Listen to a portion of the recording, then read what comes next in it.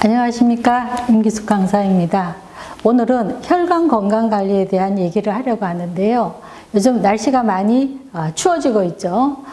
점점 이제 가을에서 겨울로 가려고 하는 그러한 계절로 넘어가고 있는데요.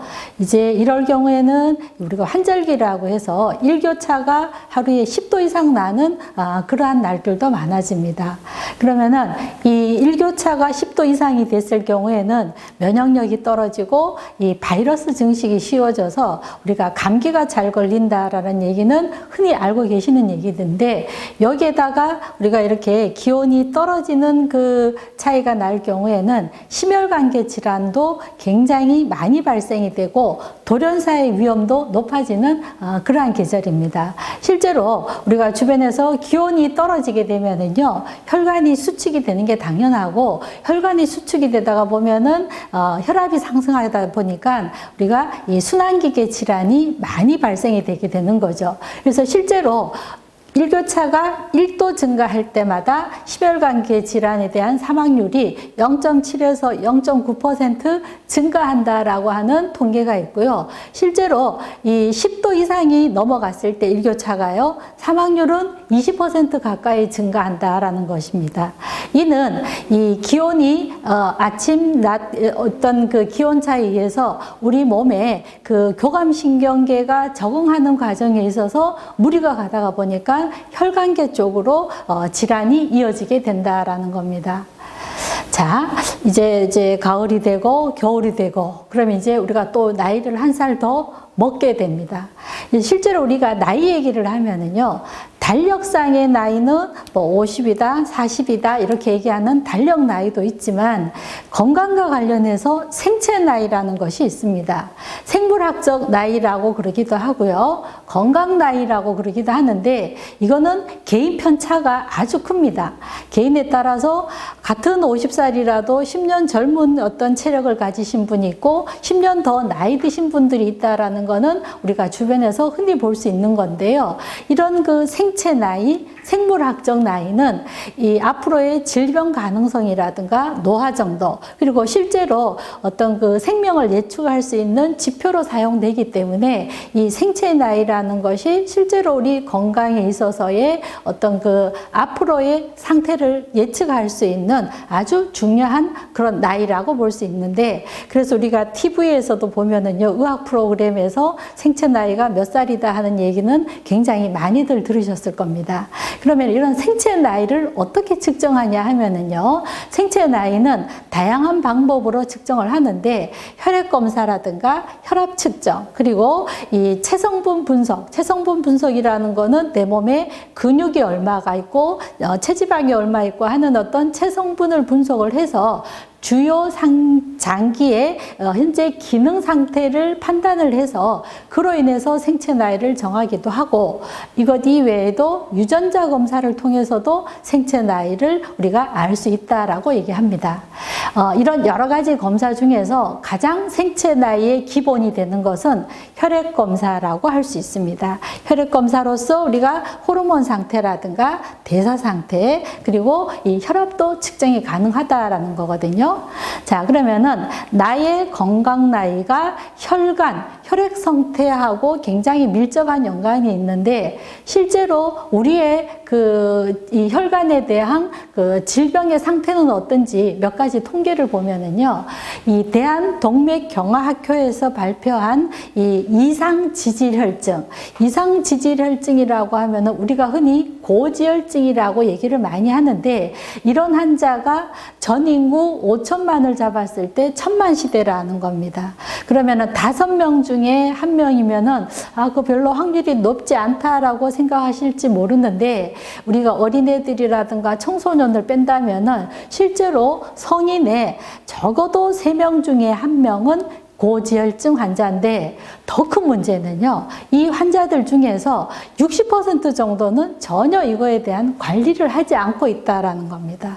이러다가 보니까 우리 그 주변에는 돌연사라고 하는 것들 수치도 굉장히 높아지고 있는데요. 해마다 이 돌연사, 급성 심장 정지 환자들이 증가하고 있는데, 물론 돌연사는 나이가 드신 분일수록 높아질 확률이 많고요. 또 이 여자보다는 남자에서 돌연사 확률이 더 많긴 하지만, 이런 것도 점점 증가하고 있다라는 것도 이 혈관의 문제가 많다라는 거죠.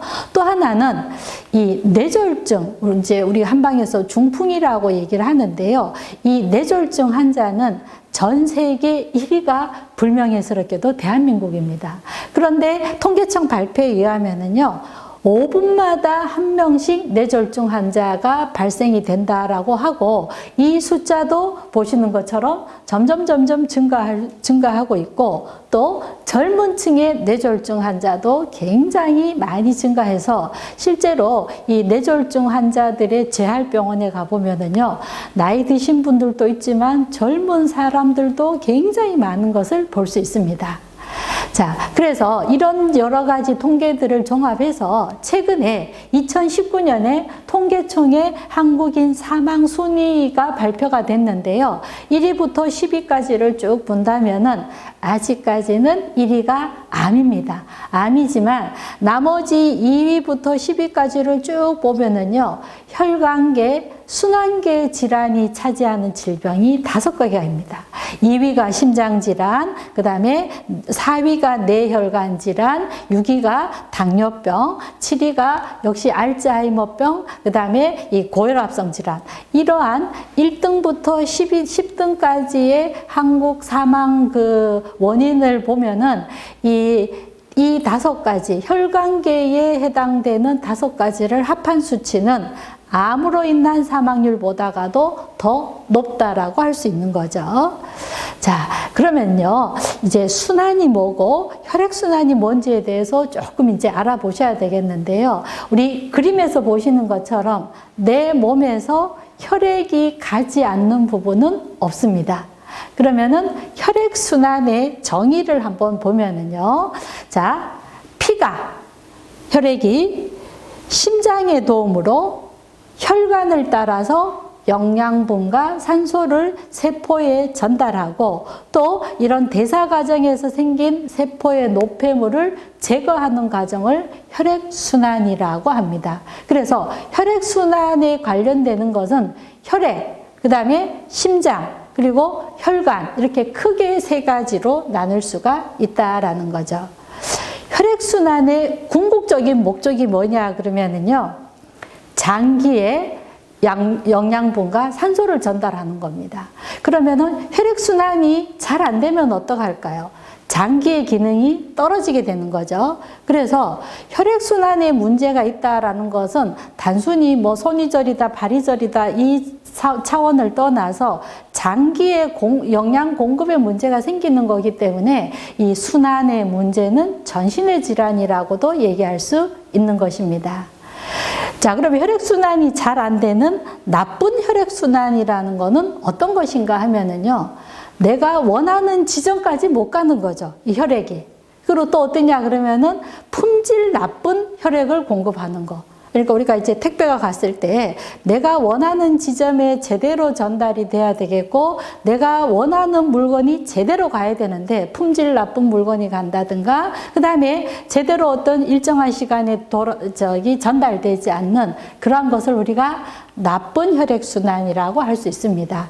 그런데 이거는 일정한 순간에만 잘 되는 게 중요한 게 아니고 지속적으로, 정말 우리가 이 잠을 자든 뭐 어떤 다른 이들 간에 24시간 지속적으로 잘 돼야 되는 거기 때문에 혈액순환의 문제라고 하는 것은 건강의 가장 기본이 되는 근간이라고 얘기할 수 있습니다. 그래서 우리가 순환을 얘기할 때 이 집에 있는 보일러하고도 많이 비교를 하죠. 자, 인체라는 이 큰 집에 이 보일러 관처럼, 이 그림에서 보시는 것처럼 이렇게 관이 다 놓여져 있어서 이 관을 이 물이 잘 돌아가야만 우리 집 자체가 따뜻해지고, 모든 저 구석에 있는 방이든 가운데 있는 방이든 다 우리가 적당한 온도를 공급받을 수 있는 거거든요. 자, 그래서 이 순환은 그냥 잘 돌아가야 된다라는 거 하나만 기억하시면 될 것 같습니다. 그럼 순환기계 질병이 어떤 것이 있을까요?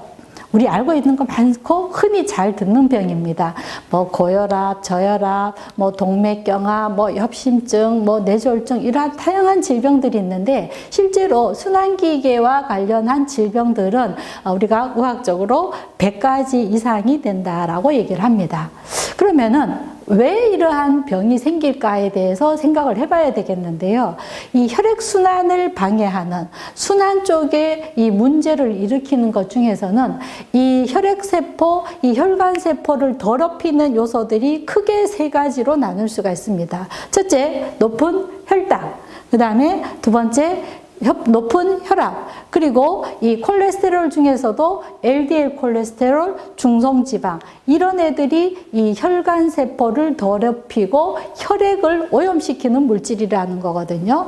그런데 이것 이외에 또 뭐가 있냐면은요, 호모시스테인이라고 해서 심장 질환의 주범이 되는 호모시스테인도 있고, 또 우리 몸에 자각하지는 못하지만 만성염증들이 있습니다. 이러한 것들, 그리고 이 뭐 음주라든가 흡연이라든가 다양한 그 경로에서 생기는 활성산소들, 얘네들이 전부 다 이 그 혈관 생성, 혈관을 손상시키고 혈전을 생성시키고, 그리고 콜레스테롤을 침착시킴으로 인해서 우리 몸에서 가장 중요한 장기라고 할 수 있는 뇌와 심장 질환을 일으키기 때문에 문제가 아주 심각하다라는 거죠.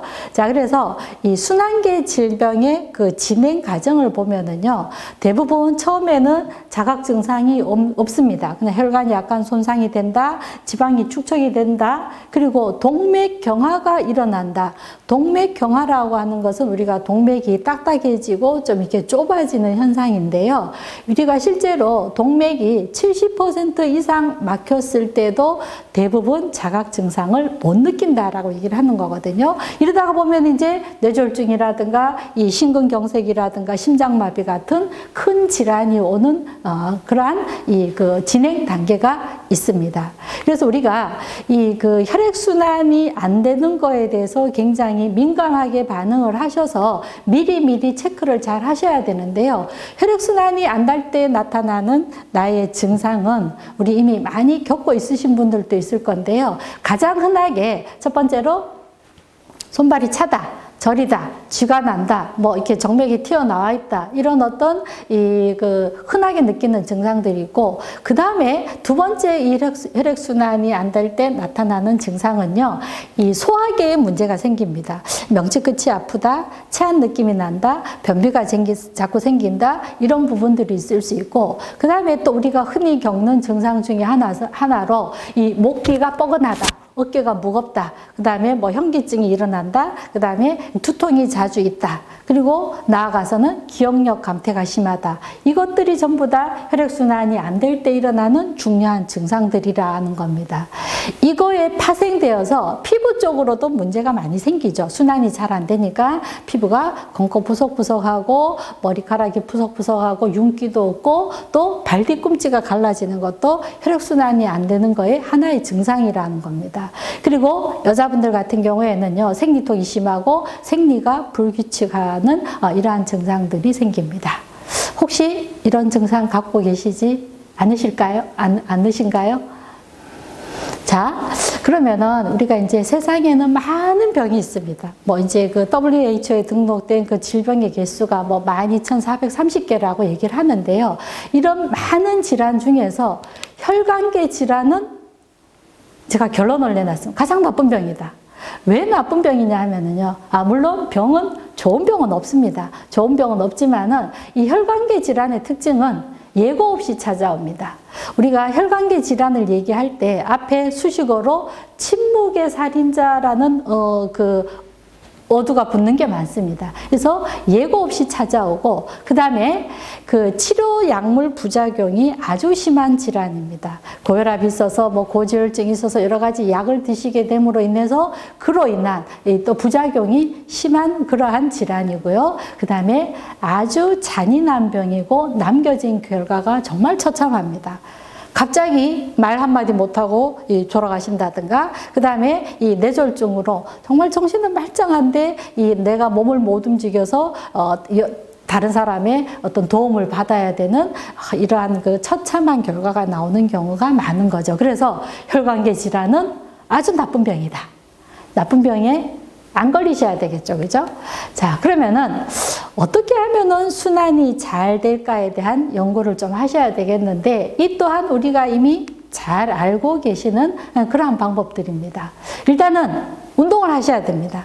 운동을 하셔서 얘가 이 혈액이 잘 돌아다니도록 운동을 해야 되고, 내가 움직여야 내 몸의 어떤 혈액들도 더 잘 움직일 수 있는 거거든요. 그리고 수분 섭취를 잘 하셔야 되겠고, 그 다음에 자세가 바른 것이 좋습니다. 혹시 지금 이 방송 보시고 계시는 분 중에서 이 자세가 구부러졌다든가 불편한 자세로 있으신 분들은 자세만 바로 해도 어느 정도 순환에 도움이 되시고요. 그 다음에 체온을 잘 유지를 하셔서 우리가 이 혈액이 따뜻한 상태에서 잘 돌아간다는 걸 생각을 하셔야 되는데, 족욕이라든가 반신욕도 해당이 되고요. 그 다음에 너무 꽉 끼는 옷을 피하는 것이 순환을 잘 되게 하는 또 하나의 방법입니다.